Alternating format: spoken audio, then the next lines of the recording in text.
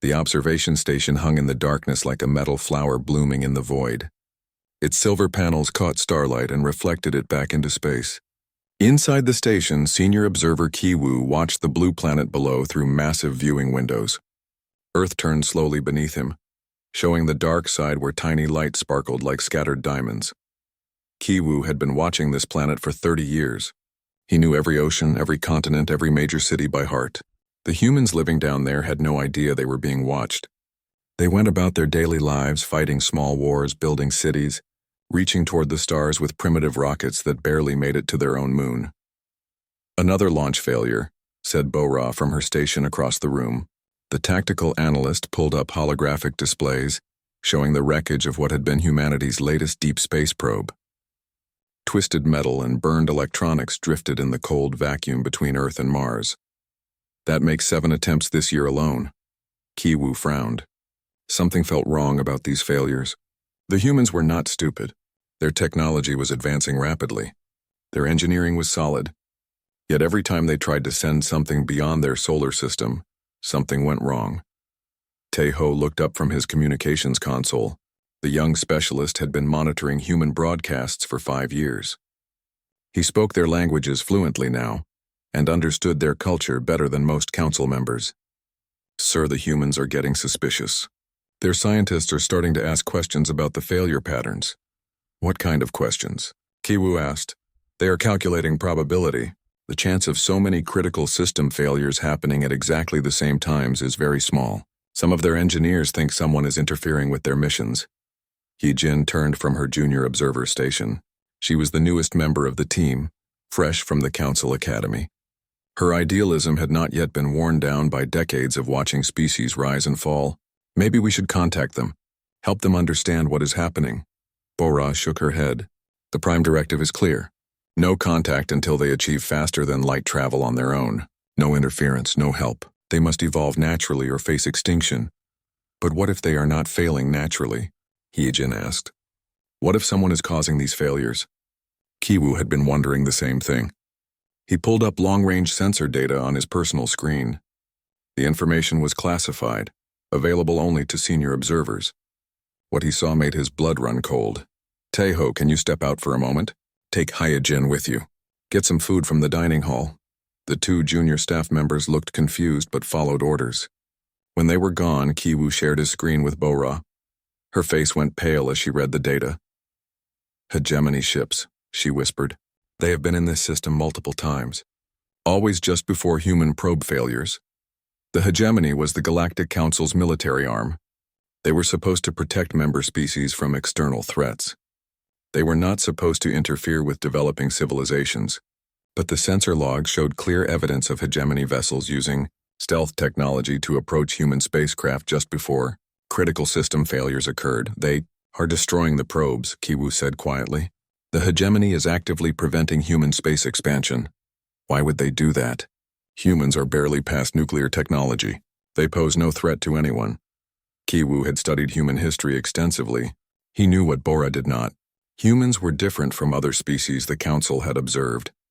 When faced with disasters, most intelligent species either adapted or died. Humans did something else entirely. They got angry. They got determined. They got creative in ways that made them extremely dangerous. "Because the Hegemony knows what I know," Kiwoo said. "Humans do not give up. Every setback makes them try harder. Every failure teaches them something new. Every attack makes them stronger. But the Council would never approve preemptive strikes against a developing species. That violates every treaty we have signed. The Council does not know. Look at the timestamps on these sensor logs. They are all classified above Council access levels. This is a Hegemony operation, probably authorized by their high command without Council oversight." Bo-Ra studied the data more carefully. These readings show energy signatures consistent with directed electromagnetic pulse weapons. The Hegemony is making the failures look like equipment malfunctions or solar radiation damage. "Exactly. They are covering their tracks, making it look natural. We have to report this to the Council immediately." Kiwoo tried to access the official reporting system. An error message appeared on his screen. "Access denied. File permissions restricted." He tried again with his senior observer codes. "Same message. They have locked us out," he said. Someone with very high clearance does not want this information reaching the Council. Bora tried her own access codes. The same error message appeared. This is impossible. Our observation reports are protected by Council Charter. No one can restrict our access to our own data. Someone just did. They were interrupted by an urgent alert from the main communications array. Taeho's voice came over the intercom. Senior Observer Ki-woo, please return to the main station. We are receiving a priority transmission from Council headquarters. Ki-woo and Bo-ra returned to the main observation deck. On the large display screen, the image of Ambassador Dae-hyun appeared. The ambassador was an old friend of Ki-woo's, someone he trusted completely. Ki-woo, I hope you are well. I am calling to inform you that the Council has decided to accelerate the timeline for first contact with the human species. Accelerate? But they have not achieved faster than light travel yet. That is correct. However, our analysis suggests they will achieve this breakthrough within the next 50 years. The Council believes it would be better to make contact now, while they are still relatively primitive, rather than wait until they become more technologically advanced. Ki-woo felt a chill run down his spine. This was completely against Council policy. Something was very wrong. Ambassador, with respect, this decision seems hasty. Humans are still developing. They have not even unified their planet under a single government. I understand your concerns, Ki-woo, but the decision has been made at the highest levels. You will receive new orders within the week.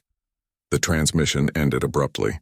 Ki-woo stared at the blank screen, his mind racing. First the hegemony attacks, then the data lockdown, now an unprecedented change in first contact protocols. They are planning something, Bo-ra said quietly. The hegemony, maybe even parts of the Council. Something involving Earth. Ki-woo looked down at the blue planet below. The humans living there had no idea that their fate was being decided by powers beyond their understanding. They continued their daily lives, unaware that forces across the galaxy were moving to either protect them or destroy them. He made a decision that would change everything. Back up all our observation data to my personal archives. Everything. Every sensor reading. Every communication intercept, every analysis report from the past 50 years. Sir, that is against regulations. So is attacking a developing species without Council approval. So is restricting observer access to their own reports. Regulations are being broken all around us. Bo-ra, I would rather break them in favor of the truth than against it. As Bo-ra began copying files, Ki-woo continued watching Earth somewhere down there. Human scientists were already working on their next deep space mission. They did not know that powerful forces were moving to stop them. They did not know that their first steps toward the stars had made them enemies they had never met. But Ki-woo knew, and he was going to make sure the truth survived, no matter what happened next. The observation station continued its silent orbit, its sensors recording everything, its crew preparing for a storm that was coming whether they wanted it or not. Fleet Commander Woo Jin stood on the bridge of the battleship Silent Thunder as it drifted through the outer edges of the human solar system. His ship was invisible to human sensors, protected by stealth fields that bent light and energy around its hull. Through the main viewing port, he could see the small blue planet that had become his responsibility. Earth looked peaceful from this distance, harmless. Woo Jin knew better. Commander, we have detected another human deep space probe launching from their planet. Lieutenant Yoon Soo reported from her station. It appears to be heading toward the star system they call Alpha Centauri. Woo Jin nodded. This would be the 15th human spacecraft they had destroyed in the past 2 years. The orders from Hegemony High Command were clear. No human vessel was to leave their solar system. No human technology was to reach other star systems. The threat had to be contained before it could spread. How long until the probe reaches the system boundary? He asked. Approximately 6 days, Commander. It is moving faster than their previous attempts. Their rocket technology is improving. That worried Woo Jin. Each human probe was more advanced than the last. Better shielding, better navigation systems, better communication arrays. The humans were learning from their failures even though they did not understand what was causing them. Prepare the pulse cannon. We will disable it when it reaches the asteroid belt. Make it look like a collision with space debris. Yes, Commander. Woo Jin walked to his private quarters and activated a secure communication link to Hegemony headquarters. The blue hologram of Supreme Admiral Chang Ho appeared above his desk. Commander Woo Jin, I trust the containment operation is proceeding smoothly? Yes, Supreme Admiral. We have successfully stopped all human expansion attempts. However, I must report some concerns about the mission. The hologram flickered as the transmission traveled across light years of space. What concerns? The humans are not reacting as expected. Most species abandon deep space exploration after repeated failures. Humans are doing the opposite. They are building bigger probes, better technology. They seem more determined after each setback. That is irrelevant. Your orders are to maintain containment, nothing more. Supreme Admiral, with respect, our intelligence on human psychology may be incomplete. I recommend we consult with the research division before continuing operations. Commander, you are a military officer, not a scientist. The research has already been done. Humans are a primitive species barely past nuclear weapons. They pose no threat to galactic stability. Your job is to make sure they never become a threat. The transmission ended abruptly. Wu Jin stared at the empty space where the hologram had been. He had served in the hegemony for 40 years. He had contained or eliminated dozens of potentially dangerous species, but something about the humans felt different. 3 decks below, hegemony scientist Junho was studying intercepted human communications in his laboratory. Banks of computers translated millions of human messages, television broadcasts, and internet posts.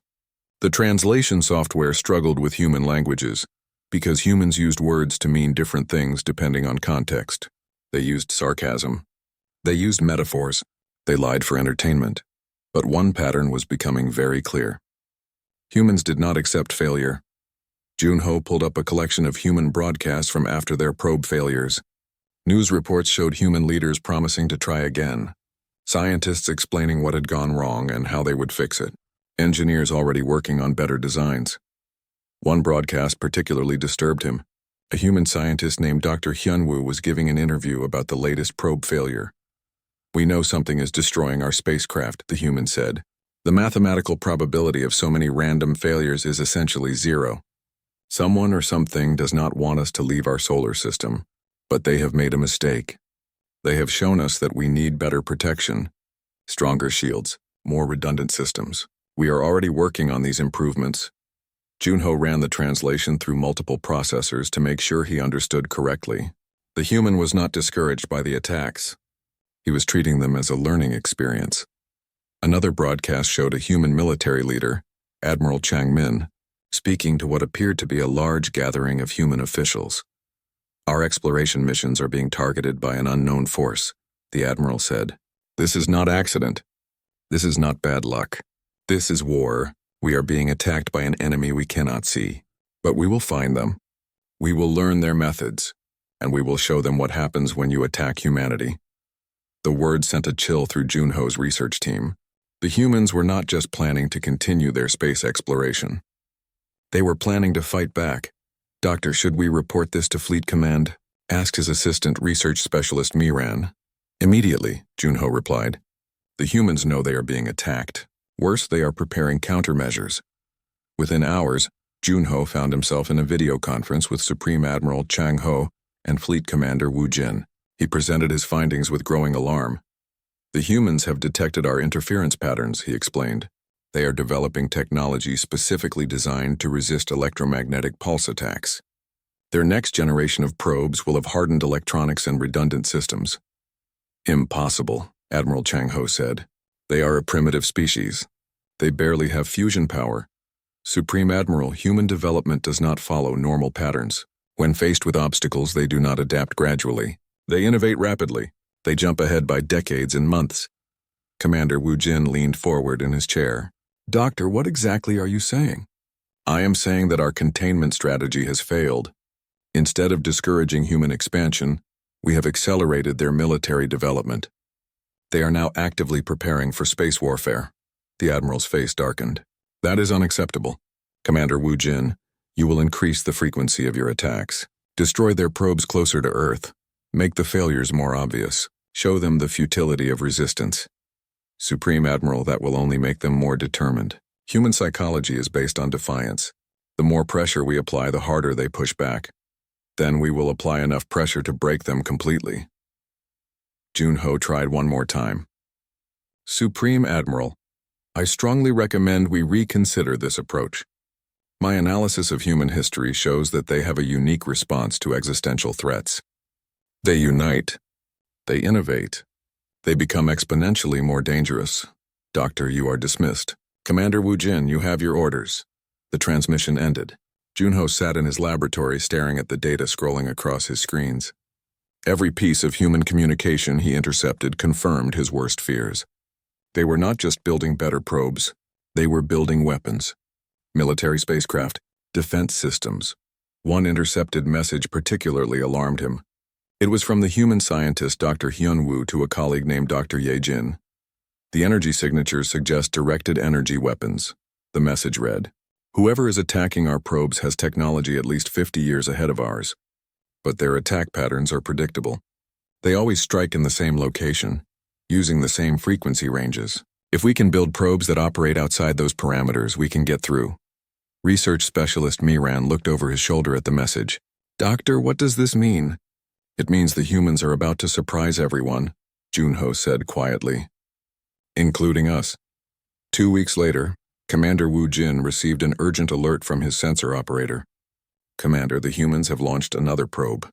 But this one is different. Different how? It is much larger than their previous attempts. And it is not heading for Alpha Centauri. It is coming directly toward our position." Wu Jin felt his blood turn to ice. "Are you certain?" "Yes, Commander. And sir, it is broadcasting a message on all frequencies. Put it through." The bridge speakers crackled to life. A human voice spoke in accented but clear galactic standard. "To whoever has been destroying our spacecraft, we know you are there. We know you have been watching us. We know you think we are primitive and helpless. You are wrong. We are coming to have a conversation. Please prepare appropriate responses." The probe was not just larger than previous human attempts. It was armed. Its hull glowed with energy signatures that Junho's computers could not identify. It moved with purpose and intelligence that suggested artificial intelligence far beyond what humans should have been capable of creating. Commander Wu Jin realized that the hegemony had made a terrible mistake. They had not contained the human threat. They had created it. "All ships, battle stations," he ordered. "Prepare for engagement." But deep in his heart, he knew it was already too late. The humans were no longer the helpless species they had started attacking 2 years ago. They had become something new, something dangerous, something that was coming for answers. Council mediator Inho had not slept in 3 days. The emergency session chamber on Council Station Alpha buzzed with heated arguments from representatives of 47 different species. Holographic displays showed star maps, battle projections, and classified intelligence reports. At the center of it all was the growing crisis in the Sol system. "The situation has escalated beyond acceptable parameters," announced Council Speaker Young-soo from his elevated platform. "We have confirmed reports of direct conflict between hegemony forces and human spacecraft. This represents a complete violation of first contact protocols." Ambassador Dae-hyun stood from his seat in the front row. His usually calm demeanor showed cracks of stress and worry. "Honored Speaker, the Galactic Council was not informed of hegemony operations in the Sol system. How can we be held responsible for protocols we did not authorize? Because members of this council knew about the operations and chose silence," Inho said quietly. His words carried across the chamber like a death sentence. "We have evidence." The chamber erupted in shouts and accusations. Species representatives demanded to see proof. Others claimed ignorance. Some called for immediate investigations. Inho raised his hand for silence. His aide, Soo-jin, activated the main display screen. Classified communications appeared, showing message exchanges between hegemony commanders and certain council members. Date stamps proved the communications had been ongoing for months. "These are Council Member Talvi's personal communications," Soo-jin announced. He received regular reports about human probe destructions. "Here are similar communications with Council Member Zendar and Council Member Kwa Lin." The 3 named council members sat frozen in their seats. Their species had been part of the Galactic Council for centuries. Now they were exposed as conspirators in an illegal military operation. "This is outrageous," Talvi finally spoke. "The hegemony assured us these were preventive measures. No harm would come to the humans themselves. Only their expansion would be contained." "And you believed this was legal?" Inho asked. "We believed it was necessary. The hegemony showed us projections, human expansion patterns, military development timelines. They convinced us that humans would become a threat within 50 years. Council Speaker Young-soo struck his ceremonial staff against the floor. The hegemony does not set council policy. Only the full council can authorize preemptive actions against developing species. These operations were illegal from the beginning. In-ho pulled up another display. The situation has now moved beyond illegal operations. We have confirmed that humans have successfully deployed armed spacecraft beyond their solar system. They are actively seeking hegemony forces for retaliation. How is that possible? Demanded Ambassador Krelon. Humans were assessed as having primitive technology, nuclear weapons and chemical rockets only. The assessments were wrong, Sujin said. Human development accelerated dramatically once they realized they were under attack. Their latest spacecraft show technology advances equivalent to 50 years of normal development, compressed into 2 years. Show them the recordings, In-ho ordered. The main screen filled with intercepted communications from the human ship Terra's Vengeance. The vessel was massive by human standards, bristling with weapon systems that hegemony analysts could not identify. Its hull was covered in strange geometric patterns that seemed to absorb and redirect energy. A human voice spoke from the recording. The translation system identified the speaker as Captain Dong-hwan. This is Captain Dong-hwan of the United Earth vessel, Terra's Vengeance to all hegemony forces in this system. You have been attacking our people for 2 years. You have murdered our explorers. You have declared war on humanity without provocation. We are here to respond. The recording continued with technical specifications that made several council members gasp in shock. The human ship mounted weapons designed specifically to counter hegemony technology. Its defensive systems could adapt to different attack patterns in real time. Its artificial intelligence operated on principles that the translation system could not properly convert. The humans have developed artificial intelligence? Asked Ambassador Velmar in disbelief. Not just artificial intelligence, Sujin replied. Emotional artificial intelligence. Their computer systems make decisions based on anger, determination, and something they call justice. Our computers cannot predict their behavior because they operate on emotional logic rather than pure mathematical calculation. In-ho stood and faced the full council. Members of the council, we face an unprecedented crisis. A species that should have remained primitive for decades has become a military threat capable of challenging hegemony forces. They achieved this advancement because of illegal operations conducted with the knowledge of some council members. What do you recommend? Asked Council Speaker Young-soo. We must choose between 2 options.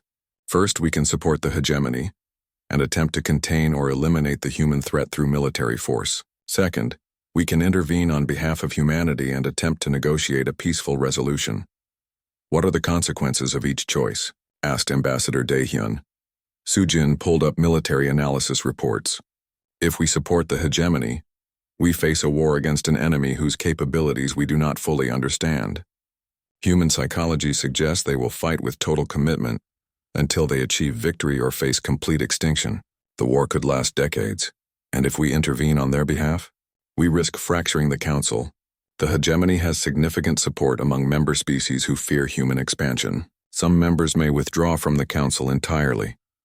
In-ho looked around the chamber at the faces of representatives from dozens of worlds. Fear, confusion, and anger mixed in equal parts.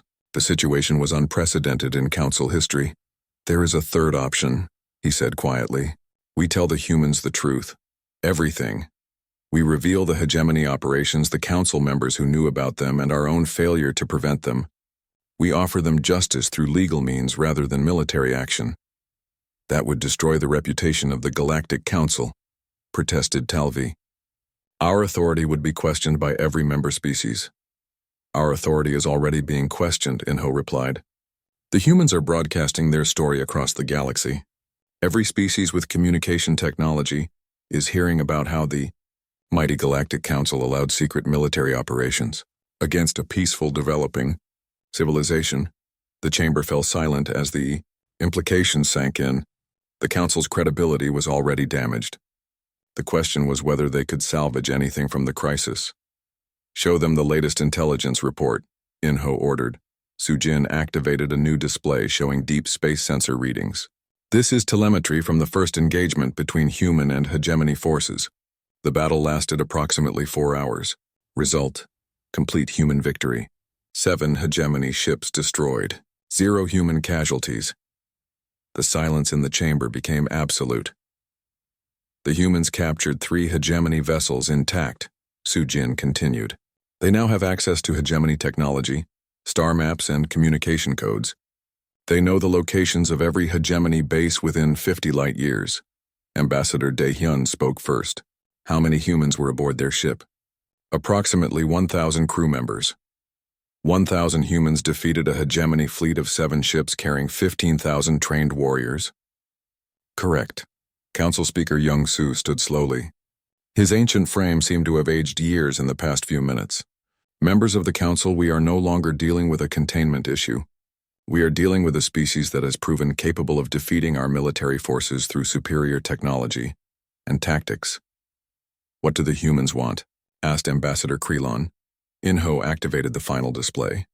It showed a message transmitted from the Terra's Vengeance directly to Council Station Alpha. The message was addressed to him personally. Council Mediator In-ho, this is Captain Dong Hwan. We know you have been watching our planet for many years. We know some of you tried to help us. We are prepared to meet with Council representatives to discuss the current situation. However, we will not negotiate while hegemony forces continue to threaten human civilians. Stop the attacks first, then we can talk. The chamber erupted again, but this time the tone was different. Fear had replaced anger. The council members were beginning to understand that they were no longer dealing with a primitive species they could control or contain. They were dealing with humanity. And humanity was no longer asking for permission. Captain Dong Hwan stood on the bridge of the Terra's Vengeance as 7 hegemony warships surrounded his vessel. The human ship looked small compared to the alien fleet, but appearances could be deceiving. Inside the Earth vessel, systems hummed with power that the galaxy had never seen before. Incoming transmission from the hegemony fleet commander, reported Communications Officer Hae-won from her station. They are demanding our immediate surrender. Put it through, Dong Hwan said calmly. The main screen filled with the image of Fleet Commander Woo Jin. The alien officer looked confident, surrounded by the familiar displays of his warship bridge. Behind him, other officers worked at their stations with practiced efficiency. Human vessel, this is Fleet Commander Woo Jin of the Hegemony 3rd Fleet. You have entered restricted space without authorization. You will power down your engines and prepare to be boarded. Resistance will result in the destruction of your ship. Dong Hwan looked around his bridge at his crew. Chief Engineer Na-young gave him a thumbs up from her station. Weapons Specialist Kyung-ho nodded readiness. The Artificial Intelligence Core, developed by computer scientist Sung-ho, pulsed with blue light as it processed thousands of combat scenarios per second. Commander Woo Jin, Dong Hwan replied. My name is Captain Dong Hwan of the United Earth vessel Terra's Vengeance. For 2 years your forces have been murdering our explorers and destroying our spacecraft. You have attacked us without warning, without provocation, and without mercy. Today, that ends. You are surrounded and outnumbered 7-1. Surrender now and your crew will be treated according to galactic law. Dong Hwan smiled. It was not a pleasant expression. Commander, you made a mistake when you started killing humans. You made a bigger mistake when you thought we would surrender quietly. But your biggest mistake was thinking that numbers matter more than determination. He gestured to Hae-won, who opened all communication channels. Every ship in the system would hear what came next. This message goes out to every hegemony force in this sector. We are humanity. We do not surrender. We do not retreat. We do not forgive. You wanted to meet us? Congratulations. Here we are. The transmission ended. For a moment, space was silent except for the hum of engines and the whisper of solar wind against ship hulls. All ships, attack pattern Omega. Commander Woo Jin ordered his fleet. Destroy the human vessel. The 7 hegemony ships opened fire simultaneously. Energy beams and plasma missiles filled the space around Terra's Vengeance with deadly light. The human ship disappeared behind a wall of explosions and electromagnetic fury. When the weapons fire cleared, the Terra's Vengeance was still there. Its hull showed no damage. The strange geometric patterns covering its surface glowed brighter, as if the ship had absorbed the attack energy and converted it into power. Impossible, whispered Woo Jin. Nothing can survive that level of concentrated fire. Chief Engineer Na-young smiled as she watched her power systems climb to maximum efficiency. The hegemony weapons were actually feeding energy into her ship's defensive grid. Every shot they fired made the Terra's vengeance stronger. Kyung-ho, show them what human engineering looks like, Captain Dong-hwan ordered. Weapons specialist Kyung-ho activated systems that had never been tested in real combat. The Terra's vengeance had been designed by teams of engineers who studied every recovered piece of hegemony technology. They knew exactly how to hurt these ships. Focused energy beams lanced out from the human vessel, but these were not the standard plasma weapons most species used. These beams adapted their frequency and intensity based on real-time analysis of target defenses. They found weak points that the hegemony ships did not know they had. The first hegemony cruiser exploded in a ball of superheated gas. Its shields had been designed to stop energy weapons operating on fixed frequencies. The human adaptive beams simply changed frequencies until they found a gap and poured through it. Evasive maneuvers, Commander Wu Jin shouted to his fleet. All ships scatter and regroup, but the Terra's vengeance moved with them. Its artificial intelligence core predicted their movements faster than their own computers could calculate escape routes. The human ship seemed to know where each hegemony vessel would be before they arrived there. A second ship died as human weapons tore through its engine section. A third lost its weapon systems and drifted helplessly. The remaining 4 hegemony ships found themselves surrounded by weapon locks they could not break. "This is impossible," Commander Wu Jin said over his ship's communication system. "How are they doing this?" His science officer, Lieutenant Yoon-soo, checked her displays with growing horror. "Commander, their artificial intelligence is learning our tactics faster than we can implement them. Every move we make teaches it something new about our capabilities. Then we will try something it has never seen." Wu Jin ordered his remaining ships to ram the Terra's vengeance. If weapons could not destroy the human vessel, perhaps physical collision would work. The human ship's AI core pulsed brighter as it analyzed this new threat. Within seconds, it had calculated mass, velocity, and impact vectors for all 4 approaching vessels. What it did next would be talked about in military academies across the galaxy for centuries. The Terra's vengeance split apart. The ship's hull separated into dozens of smaller sections, each one equipped with its own engines and weapons. The ramming attack passed harmlessly through empty space where the human vessel had been moments before. Then the sections reassembled behind the hegemony ships and opened fire again. 2 more ships died before their crews understood what had happened. The remaining vessels, including Commander Wu Jin's flagship, found themselves crippled and surrounded by human weapon emplacements. "Commander Wu Jin," Captain Dong-hwan's voice came over the communication system. "You are now our prisoners. Prepare to be boarded. The battle was over. 7 hegemony warships had been defeated by a single human vessel in less than 4 hours. But the true impact of the victory was just beginning." Diplomatic attaché Haiwan activated the Terra's Vengeance communication array and began broadcasting on all frequencies used by the Galactic Council. Her message would reach every inhabited system within 50 light years. "This is the United Earth vessel Terra's Vengeance to all Council member species. We have defeated the hegemony fleet that has been murdering human civilians for 2 years. We have captured their ships, their technology, and their personnel. We now know who ordered these attacks. We know which council members approved them. We know everything." The message continued with detailed information about hegemony operations, council conspiracy members, and complete intelligence data recovered from captured ships. Species across the galaxy learned that the mighty hegemony had been defeated by humans they had dismissed as primitive, but the most chilling part of the message came at the end.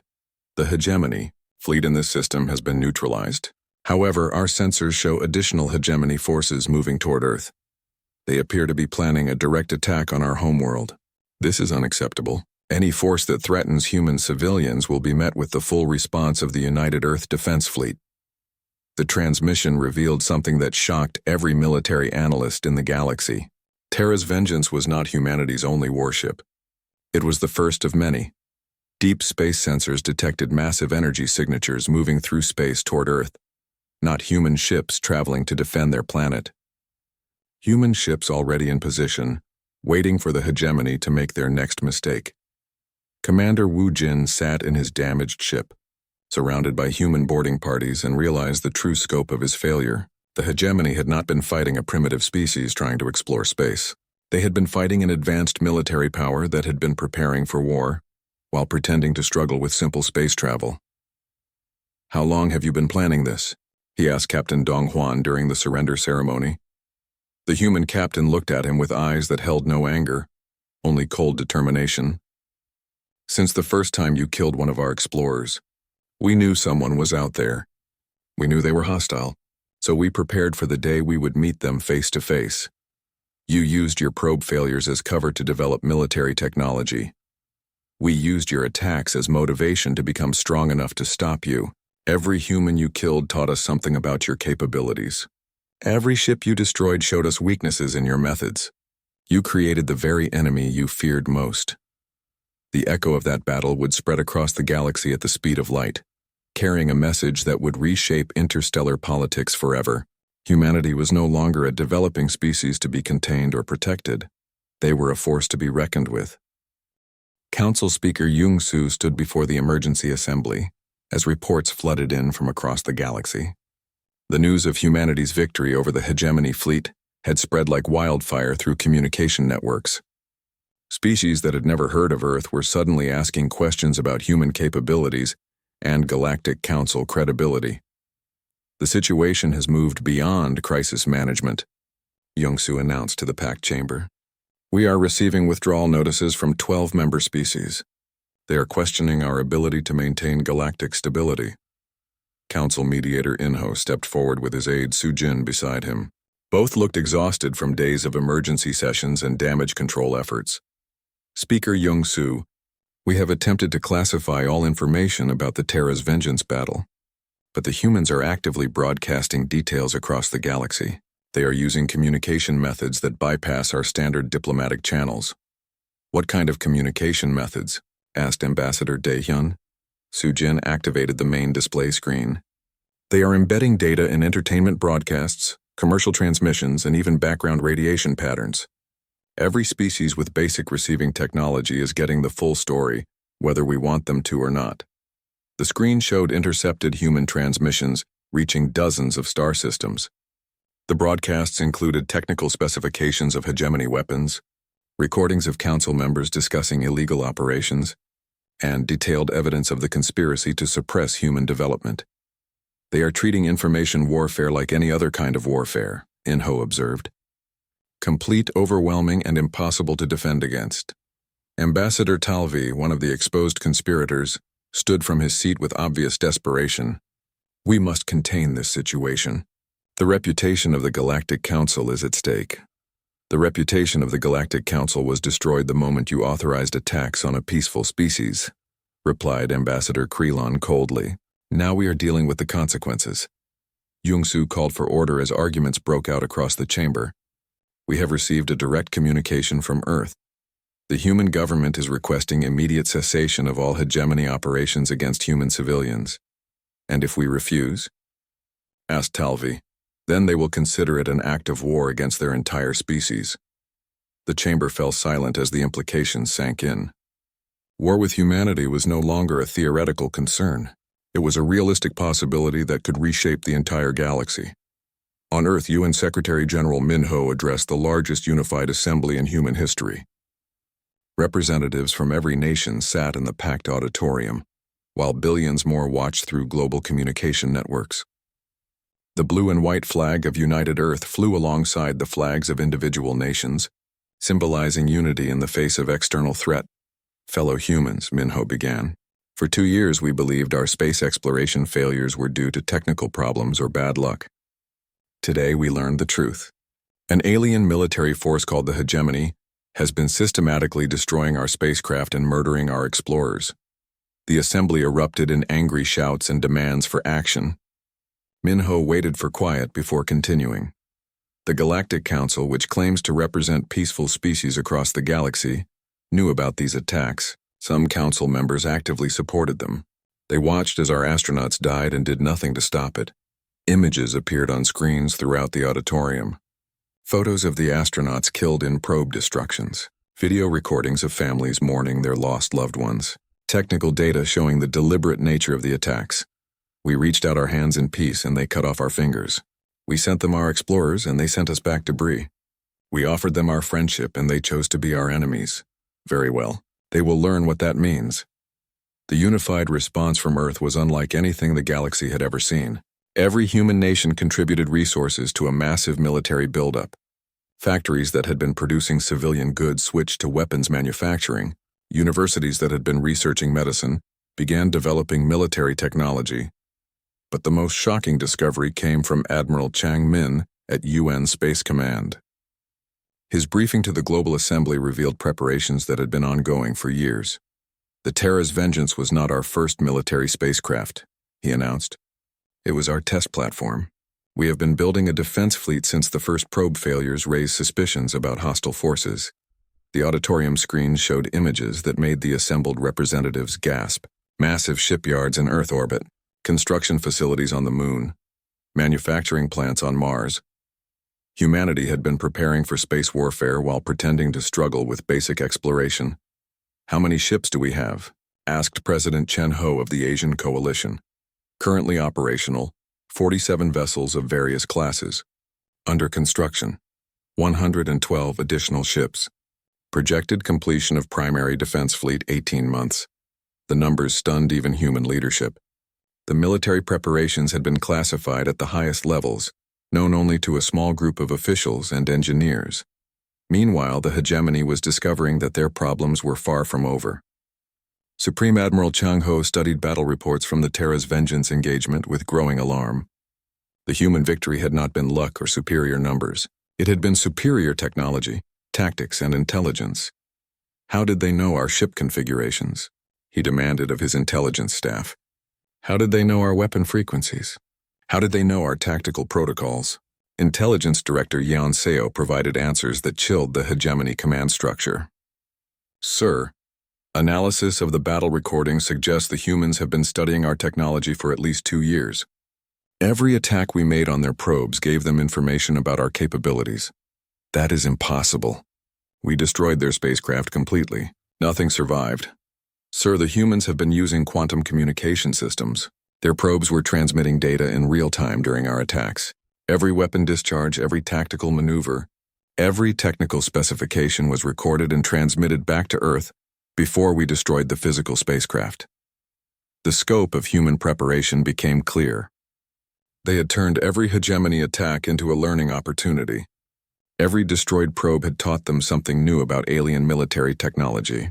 By the time Terra's Vengeance launched, humanity knew more about hegemony capabilities than most hegemony officers. "Sir, we have another problem," reported Fleet Operations Commander Jin Wu. "Long-range sensors show massive human fleet movements. They are not just defending Earth, they are deploying offensive forces toward our border systems. How many ships? At least 20 vessels, possibly more. They are using some kind of stealth technology that makes accurate counting difficult." Supreme Admiral Chang Ho made a decision that would haunt him for the rest of his life. Deploy the first assault fleet to Earth. If we cannot contain the human threat through limited operations, we will eliminate it through direct action. "Sir, that would mean attacking their homeworld.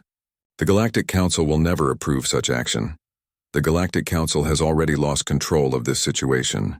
We will present them with a completed operation and ask for approval afterward." The first assault fleet was the hegemony's most powerful military force, 1,200 ships carrying advanced weapons and 500,000 trained warriors. It had never been defeated in 3 centuries of operations. Admiral Jin Wu received command of the fleet with mixed feelings.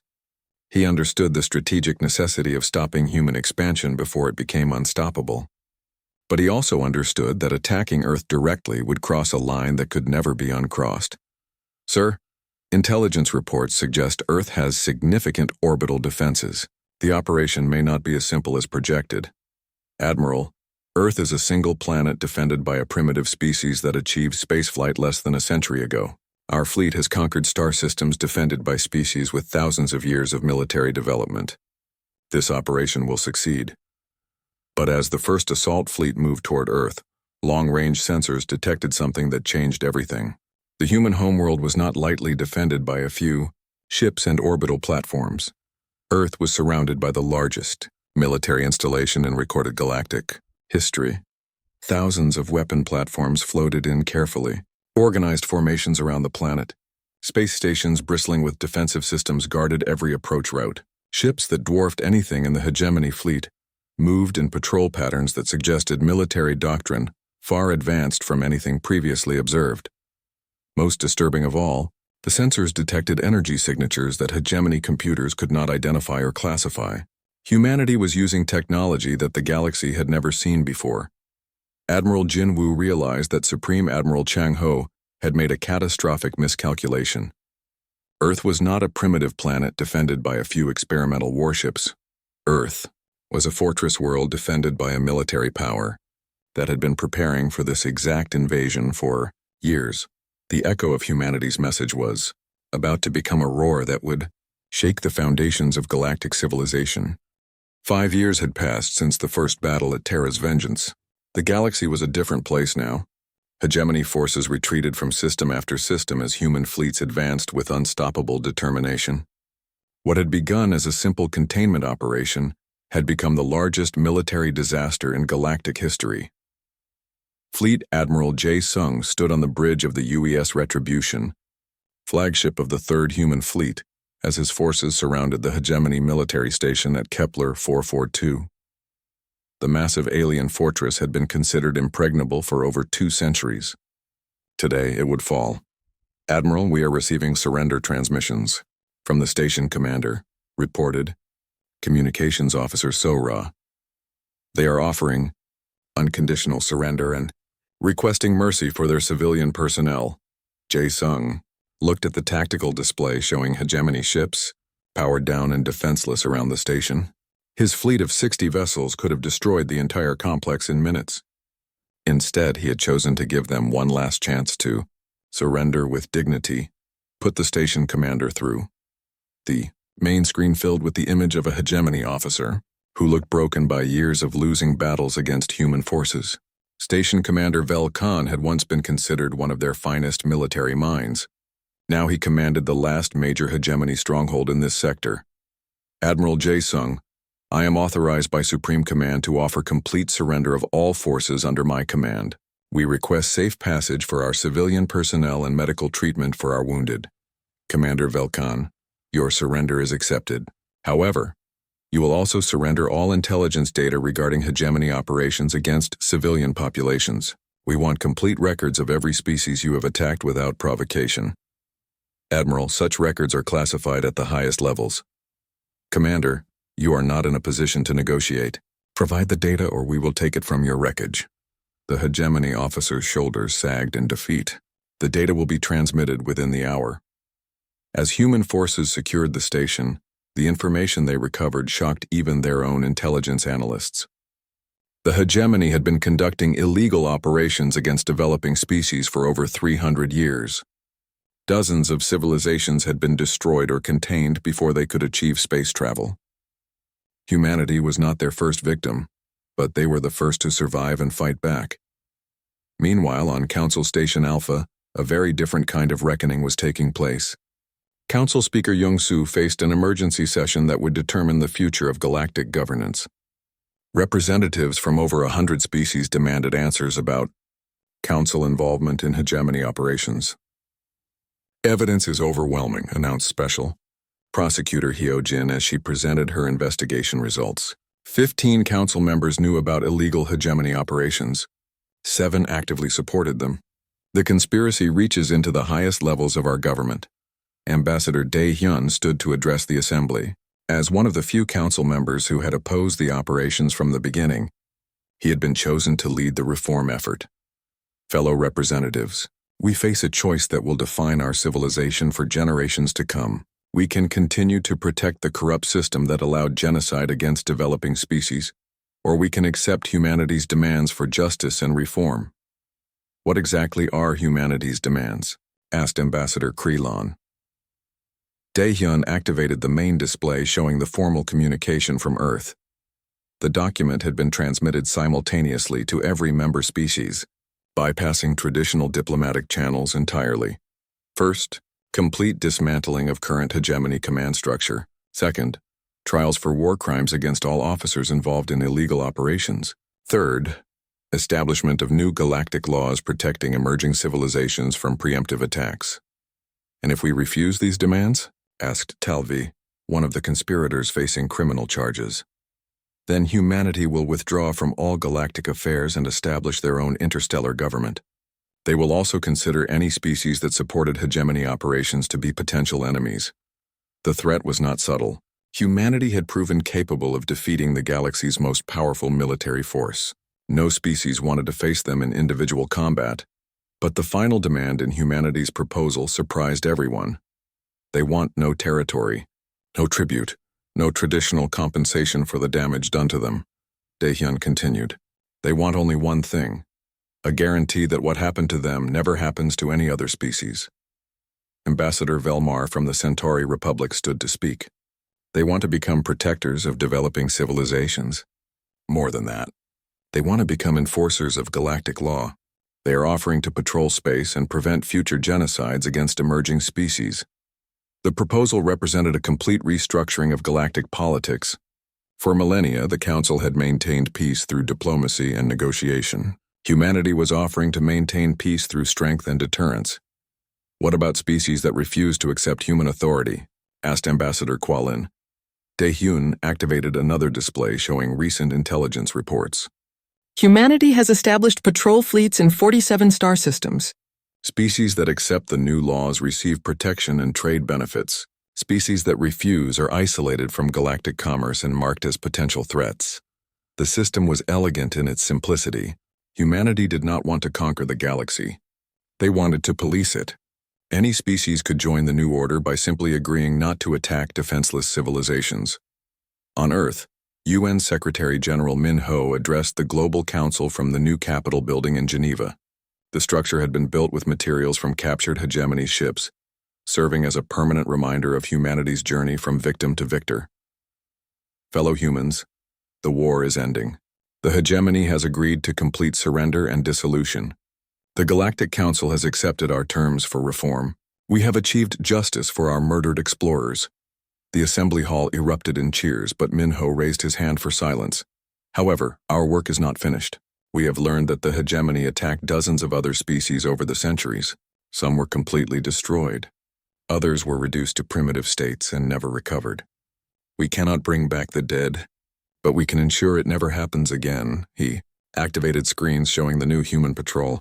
Fleet, massive ships designed not for conquest but for protection, moved through space carrying a simple message that was broadcast on all frequencies in every star system they entered.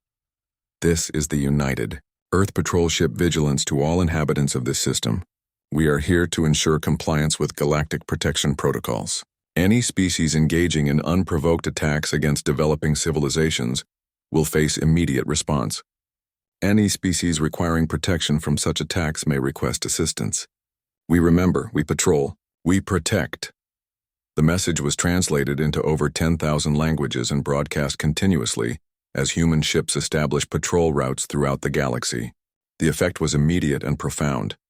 Species that had been hiding in remote systems for fear of hegemony attacks began emerging and joining galactic civilization. Developing worlds that had been isolated by fear of preemptive strikes began reaching toward the stars again. The galaxy began to grow and flourish in ways it had not experienced for centuries. But the most significant change was philosophical. The old system based on non-interference and cautious diplomacy was replaced by active protection and guaranteed justice. Humanity had transformed from a species seeking to explore the cosmos into a force ensuring that exploration remained safe for everyone. Admiral Jae-sung concluded his final military report with words that would be carved into monuments on 100 worlds. The echo of our rage has become the foundation of galactic peace. What began as vengeance for our murdered explorers has become protection for all future explorers. We sought justice for humanity and achieved security for the galaxy. The echo that had begun with Terra's vengeance continued to reverberate across space and time, but now it carried a different message. Not the roar of human anger, but the steady pulse of human determination to ensure that the darkness between stars would never again hide the screams of the innocent. Some echoes fade with time. Others become eternal, shaping the universe until the stars themselves grow cold. Humanity had ensured their echo would never fade.